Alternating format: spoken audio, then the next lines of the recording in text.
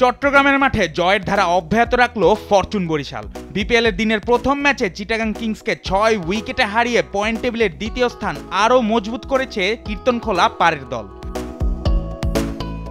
টসে হেরে ব্যাটিংয়ে নেমে শুরু থেকেই চাপের মুখে পড়ে চিটাগাং কিংস। বরিশালের বোলারদের তোপের মুখে একের পর এক উইকেট হারায় স্বাগতিকরা। উসমান খান, মোহাম্মদ মিথুন আর আরাফাত সানি ছাড়া কেউই ২ অঙ্কের ঘরে পৌঁছাতে পারেননি। অভিজ্ঞ গ্রাহাম ক্লার্কও সাজঘরে ফেরেন মাত্র ৮ রান করেই। সর্বোচ্চ ৩৫ রান আসে অধিনায়ক মিথুনের ব্যাট থেকে।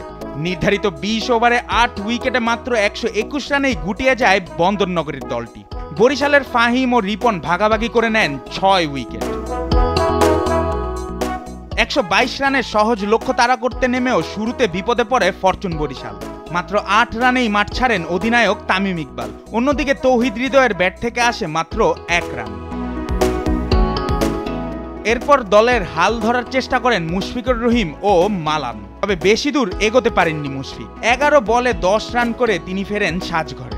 মাহমুদুল্লাহ রিয়াদও সুবিধা করতে পারেননি, করেন মাত্র ১৬ রান। দলীয় ৫৩ রানের মাথায় ৪ উইকেট হারিয়ে বিপাকে পড়ে বরিশাল। তবে তখনও হাল ছাড়েননি অভিজ্ঞ ডেভিড মালান। এক প্রান্ত আগলে রেখে দলকে টেনে নিয়ে যান এই ইংলিশ ব্যাটার। তাকে সঙ্গ দেন আফগান অলরাউন্ডার মোহাম্মদ নবী। পঞ্চম উইকেটে তাদের ৬৯ রানের অনবদ্য জুটি দলকে সহজ জয় এনে দেয়। ৪১ বলে ৫৬ রান করে অপরাজিত থাকেন মালান। অন্যদিকে ২১ বলে ২৬ রানের গুরুত্বপূর্ণ ইনিংস খেলেন মোহাম্মদ নবী। জুবায়ের নূর, স্পোর্টস ডেস্ক, দেশ টিভি।